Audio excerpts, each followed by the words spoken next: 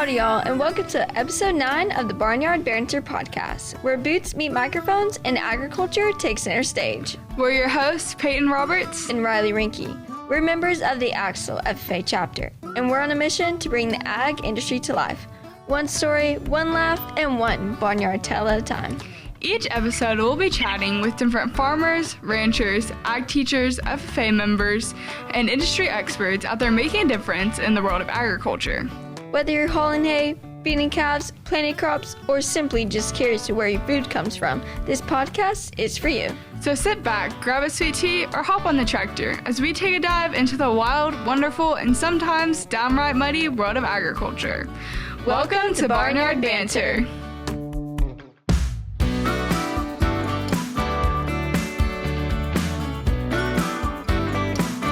First off, we'd like to thank our amazing guests for joining us today as we take a dive into FFA and all things Tarleton.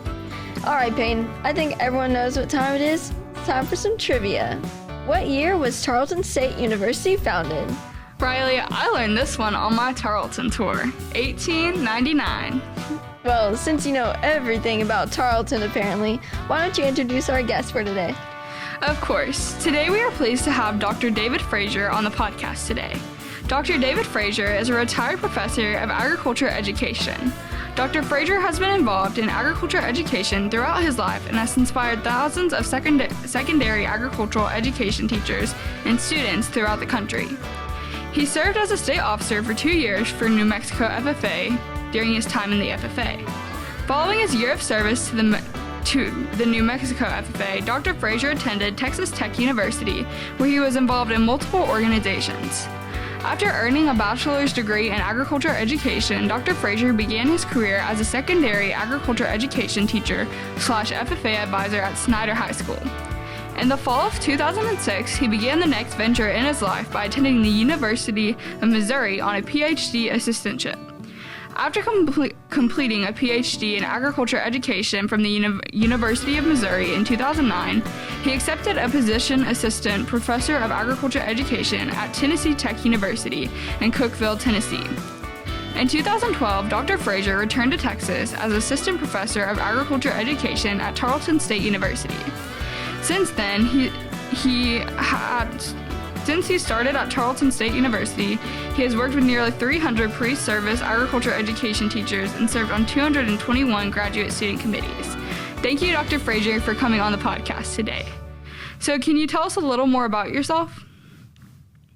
Absolutely. Well, thank you for allowing me to be here and work with y'all and talk a little bit about FFA and agriculture. And it's just a pleasure to have somebody like y'all that are truly interested in the industry of agriculture. As for me, I mean, I'm just a retired college professor, a retired ag teacher. I'm a lifelong agricultural education FFA person. Been doing this my whole life. It's the first time I was a freshman in Melrose, New Mexico, and got involved in this organization and in this program.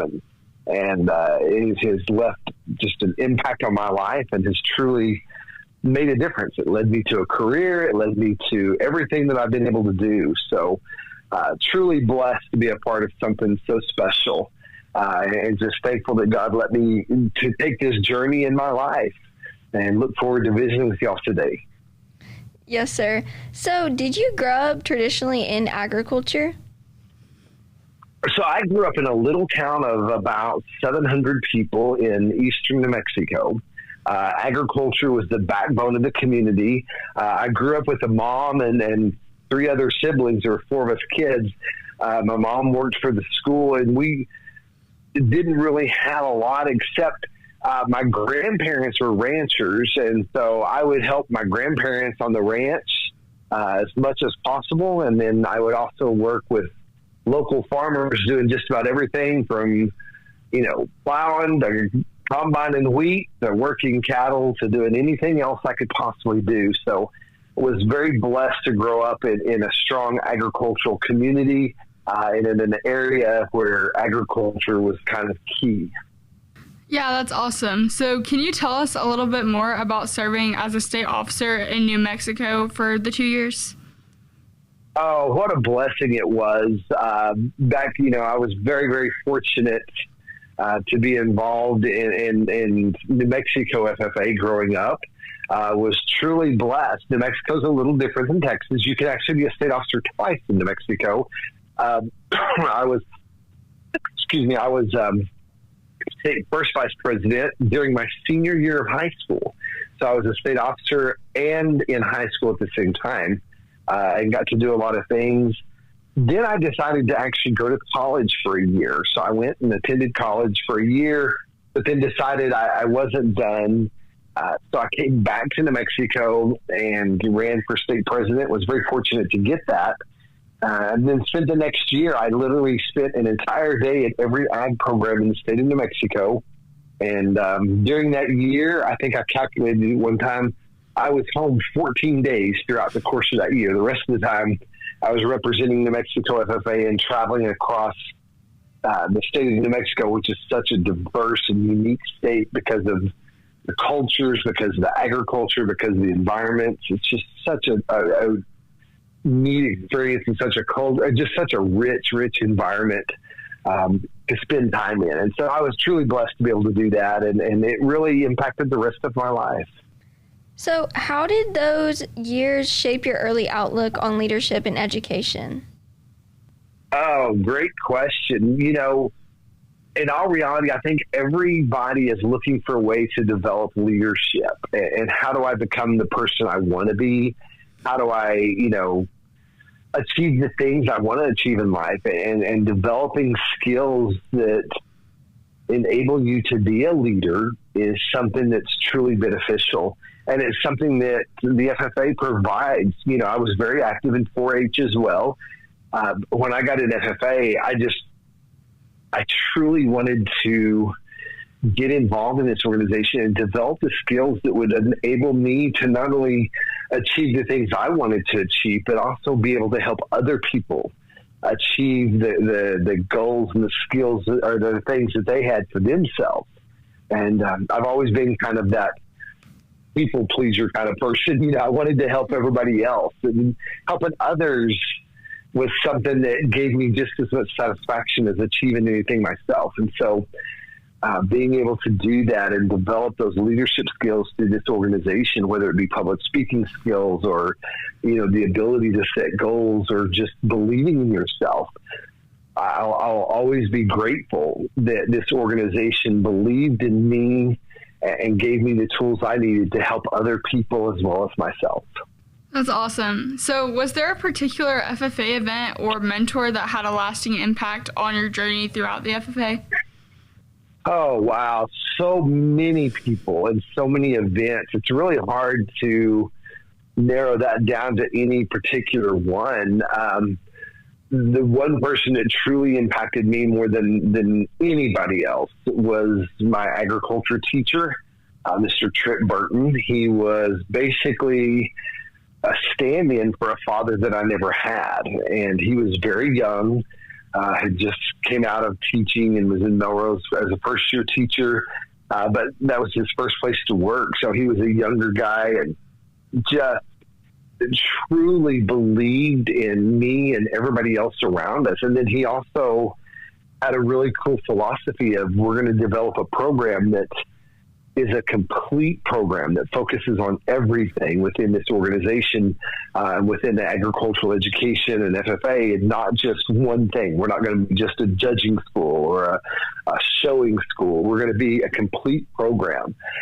And I think that impacted me more than I will ever know. And he is truly one of those people that impacted me and helped me develop into the person I am today. Unfortunately, we lost him when I was state FFA president. He passed away, and I will just forever be thankful that God put him in my life. And I know a lot of people look at their ag teachers and think the same thing, and it's truly a blessing, because ag teachers are more than just teachers. They are parents. They're the people that we just look to so much. They invest so much into our lives, and they become just a special part of our family. So he would be the one. As far as events, I could just go on forever, from, the first contest that I competed in, to the first animals that I was able to show, to, my classmates, to the people that I grew up with. As a matter of fact, we are about to celebrate my 40th year from graduating from high school. And I know it seems like just yesterday.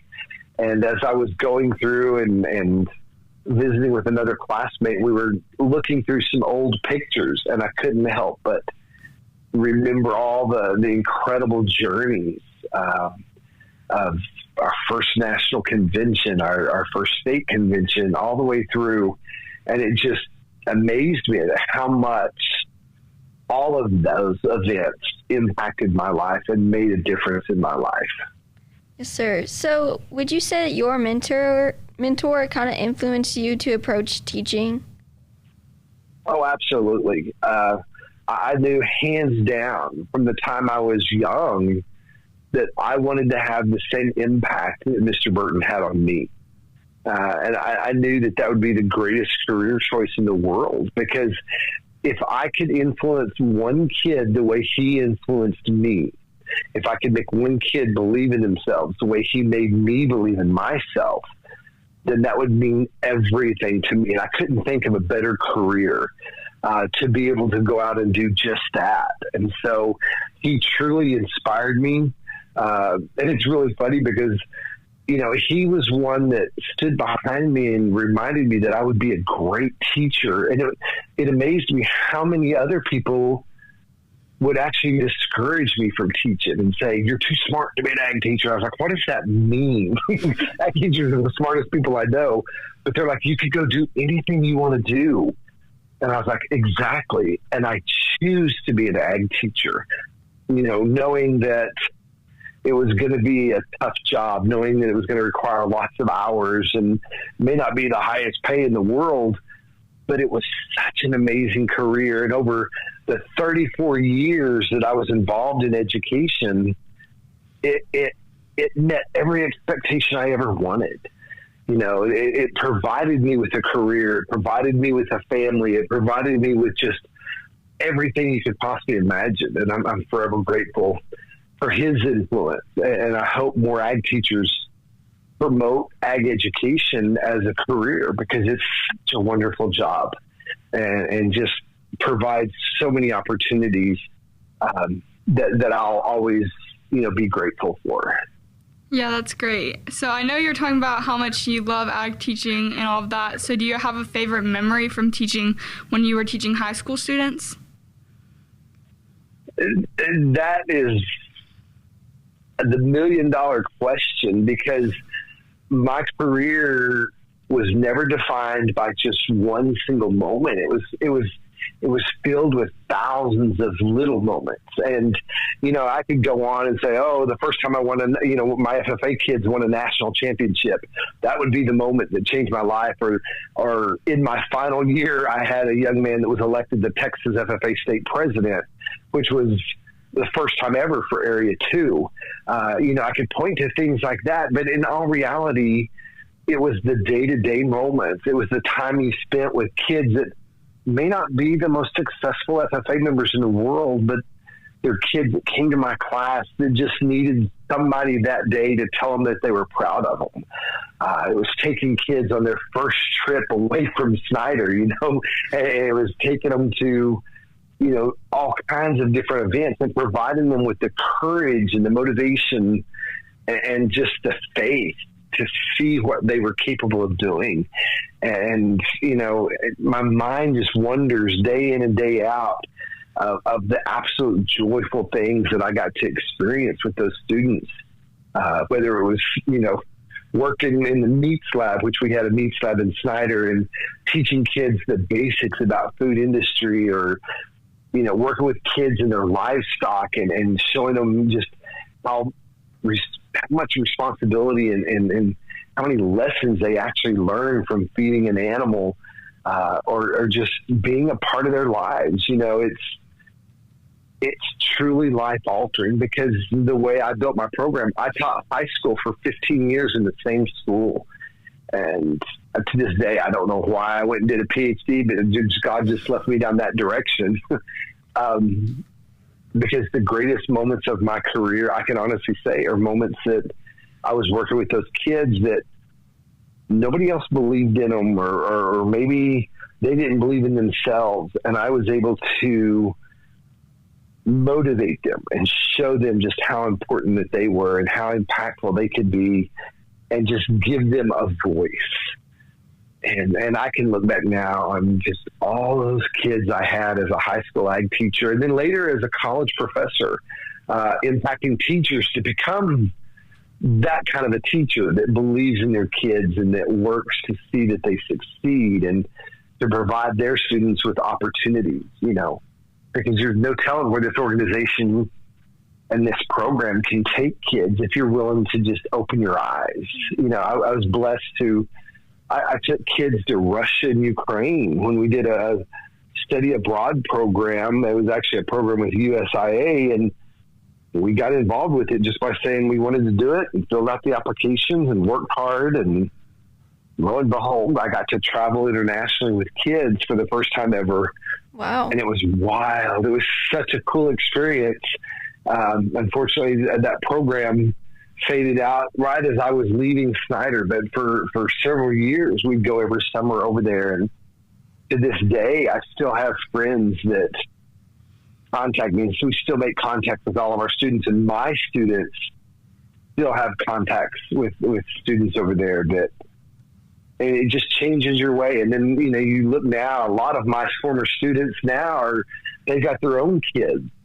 And so whether it be at stock shows or at other FFA events or just in different programs, I run into them and see them all the time. And it just makes me proud. I call them my grand students. Instead of my grandkids, they're my grand students. And I can't even begin to tell you how blessed I am that God let me be a part of their lives and now their children's lives. So it's pretty amazing. Yeah, that is truly amazing. After teaching those years in high school, what brought you to Tarleton State and what made you stay? Yeah, so in all reality, one of the things is I'll never forget making that decision to go from the high school level to the college level, because I had no intention of leaving.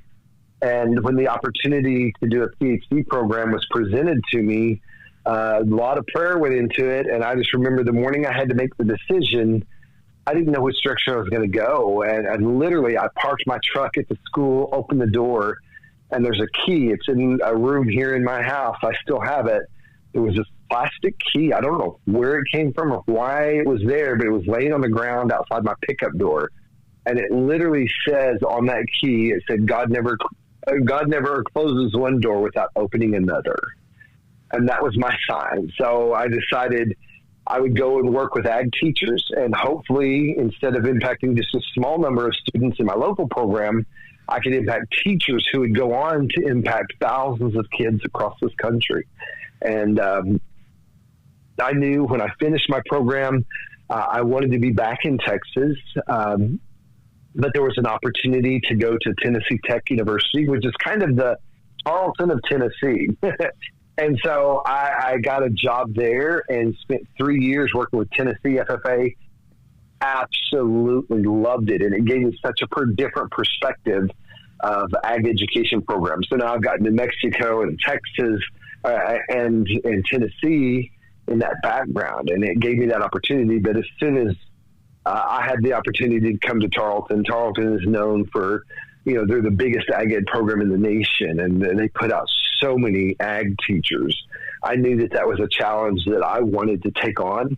And I knew that it was an opportunity that God was throwing at my feet that I could not say no. And so jumped on that and spent 14 years training ag teachers and putting out hundreds of ag teachers that are all across the country. And what a blessing that was. And, I actually thought I would actually die in that office. I'd be there forever. Somebody told me, they said, someday you're going to get a God smack, and God's going to tell you it's time to let go and go on and do something different and relax. And so a year ago, I had that God smack moment. And so I chose to retire after 34 years in education and just enjoy life a little bit, which for me means I don't have to go to a lot of meetings, and I don't have to answer emails on a 24-hour basis. But it's something that, I'm still involved in the agriculture industry and the FFA programs, and it's just truly, truly something that I've been blessed to be a part of. And Tarleton was such a powerful moment for me, and so I couldn't ever be thankful enough for that. Yeah, so touching on your time at Tarleton, so I know you probably don't have something that you're most proud of, but what was like a really cool opportunity or something that y'all did either in the classroom or through research at Tarleton? Oh, yeah. So one of the things when I came to Tarleton, as I promised them, is I wanted to build a program that was not built just on philosophy. I wanted to build a program of training ag teachers to do their job. Because so many ag teachers get out there, and it's overwhelming when you start looking at what an ag teacher does. They've got to be, they have to be an expert at everything and a master of nothing, or vice versa. Master of everything and an expert of nothing is what I like to say, because you've got to be this incredible classroom teacher that's capable of managing students and managing discipline, and you also have to be knowledgeable on everything from, working in a shop to working in a meats lab to doing ag business, or, whatever the case may be. So you have to be this expert in classroom, just a huge amount of classroom knowledge. But then you have to learn how to train teams and how to motivate students and how to prepare them to be as successful as they could possibly be. And for anybody that knows me, I didn't like to be second. I mean, if I'm going to train kids, we're training to win. And just showing up at a contest was not an option. We don't go to show up. I tell my students all the time, and I would tell my teachers, you want to be the kind of ag teacher that when people see your bus drive up, they're like, oh, crap, they're here. Because they know that you're going to be competitive.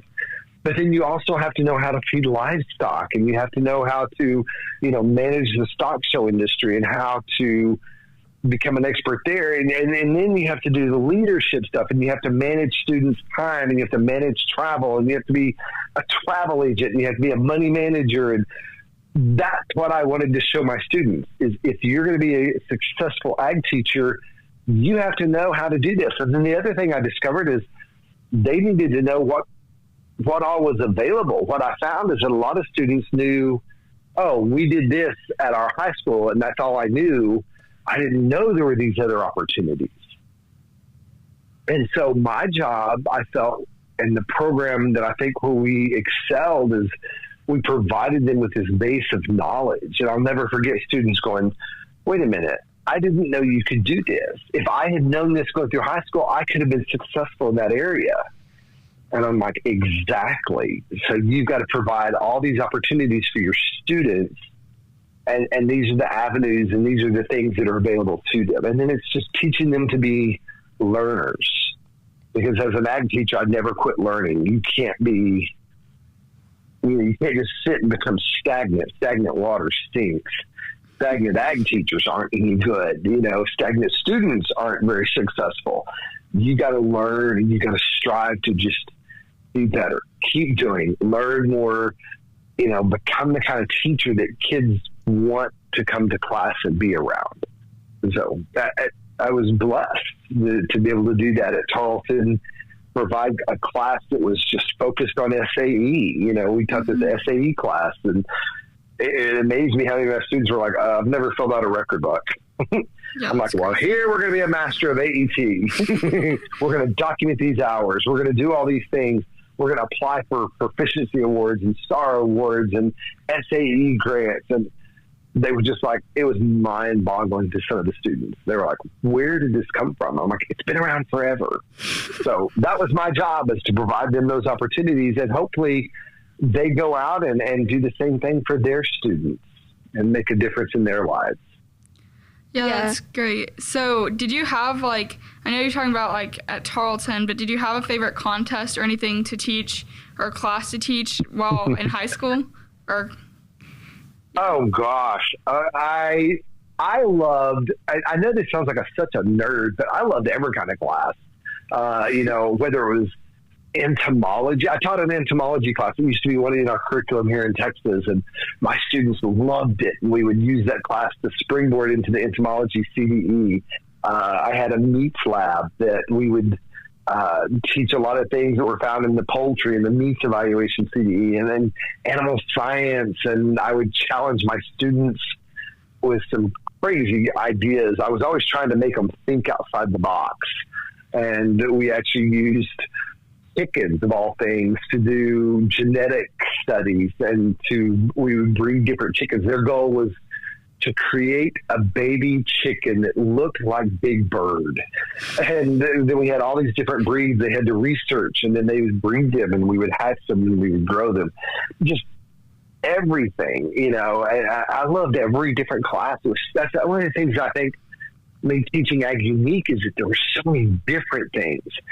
And so I may be teaching ag mechanics one class period, and then, take off my shop clothes and go in and teach floral design. It's like, who gets to do a job like that? And then the next period, go into the meats lab and be making, something, and then jump back into an ag business. So much diversity. And the same thing can be said about the contests that we have, whether it's LDEs or CDEs or SDEs, whatever. We would do just about all of them, and we would promote students. I would remember the first year the marketing plan contest came out. There's a bunch of ag teachers who were like, "That's stupid. We ain't doing that." I was like, "Let's do it." My students were like, "We want to do it." And so our very first year, we put on a marketing plan CDE, and nobody else in Texas had a team, so it was just us. And we won state and got to go to nationals, and nationals had already been going for a couple of years, or actually about 4 years.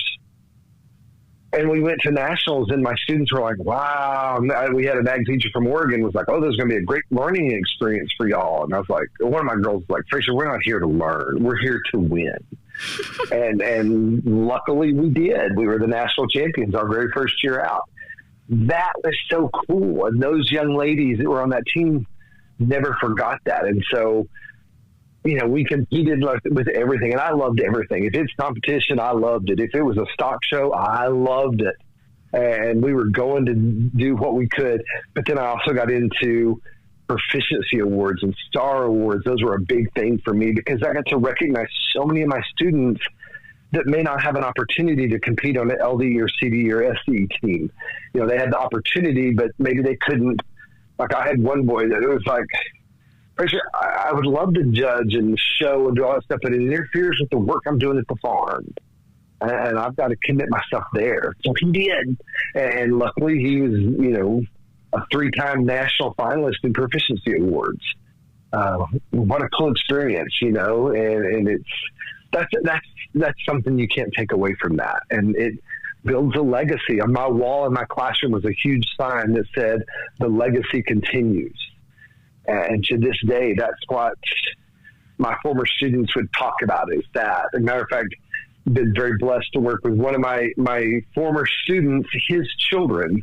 I've been helping them with proficiency awards, and one of his sons was a star finalist in the American Agribusiness on the national level, national agribusiness finalist. And now he's got 3 kids. All 3 of them have been multiple times state champions in proficiency awards, and his youngest son is just won fiber and oil crop at the state level and is competing at, hopefully they're competing at nationals. But what a legacy. That's so cool. Anyway, I digress. It's just so many things that I could pull out of that bag and say, all of it was wonderful. So now we have a little question about your retirement. What has retirement opened up for you, and are you still engaged in agriculture, education, or leadership in any way? I will be involved in it until the day I go meet my maker, because I think it's ingrained in my life. Since I've retired, it's opened a door to a lot of different things. I now have a lot of available time. So I've been blessed to work with young people on, different FFA kids that call up and say, hey, would you help me? The young lady I told you earlier today, I was on a Zoom call with a young lady from New Mexico, and her mom, I worked with her for the Creed contest, and she won the national Creed contest last year. And now she won state extemp. So now I'm working with her. I had a little girl from Alaska called and asked me if I would help her with preparing for a creed contest. But more than that is I love the livestock show industry, and I have time now to really do that. And so I've been very blessed to be able to travel across the country judging livestock shows, and just got back from a trip to North Carolina and a trip to Tennessee. And tomorrow I leave to go judge a county show in Colorado, and was in New Mexico last week. So it opened up that opportunity.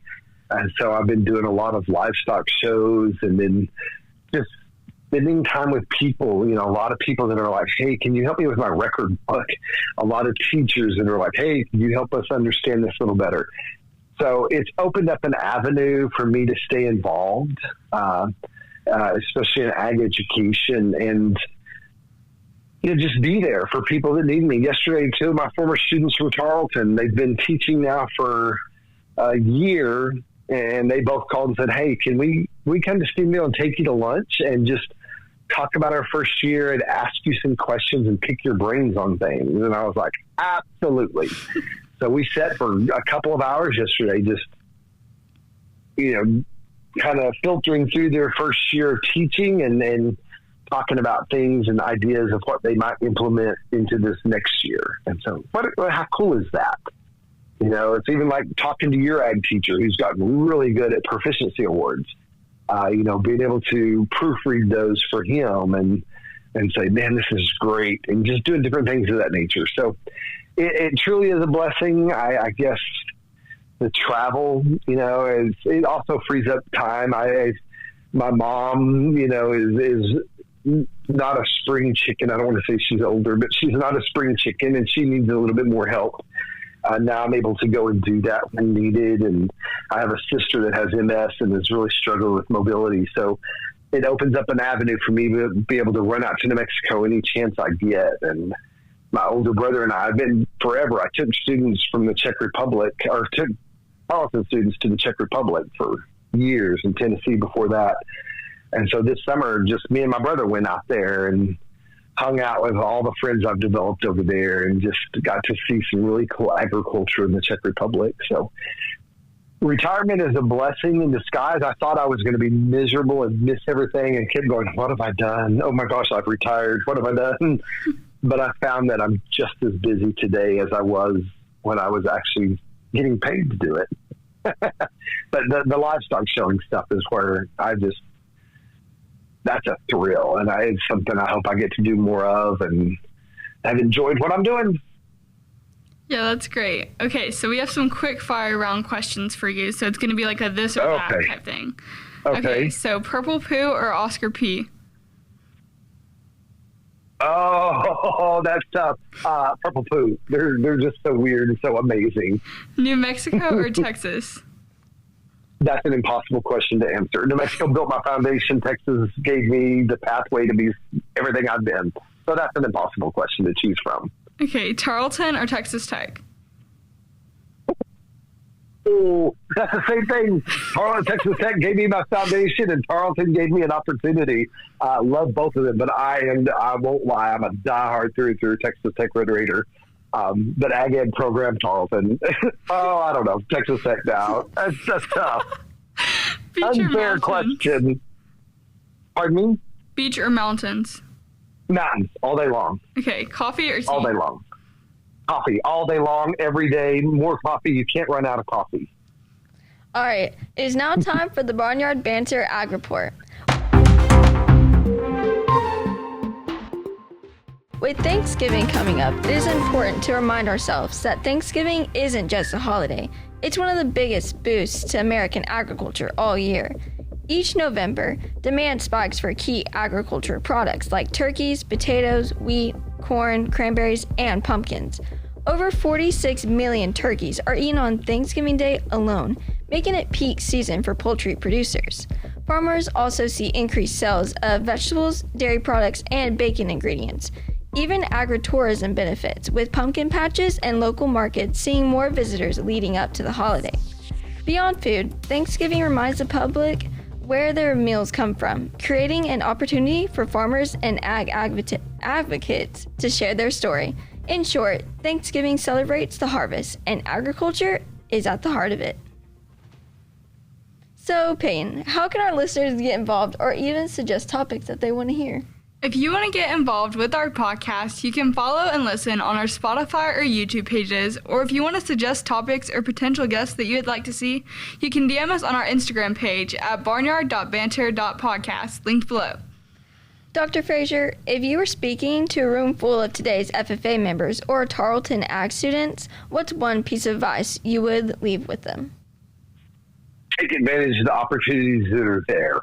Find out what opportunities are available to you, and then don't be afraid to get involved in things you haven't done, because when you do that, you're going to find some of the most incredible things you've ever experienced in your lifetime. But you just have to be willing to do that. Yes, sir. That's really great advice. So how can our listeners contact you if they have any questions or want to know more about anything you said? Absolutely. So if anybody wants to contact me, it's very easy. You can email me at Fraizer8519@gmail.com. Look me up on Facebook, on Instagram, and just get hold of me somehow, and I'll be more than happy to help you out with anything I can. Thank you. Thank you so much for listening to our podcast. We are excited about our upcoming episodes coming out on the first and third Mondays of every month. Next on our podcast is a local cattle company from Mount Com, Texas. Thanks for listening. Peace, love, ag.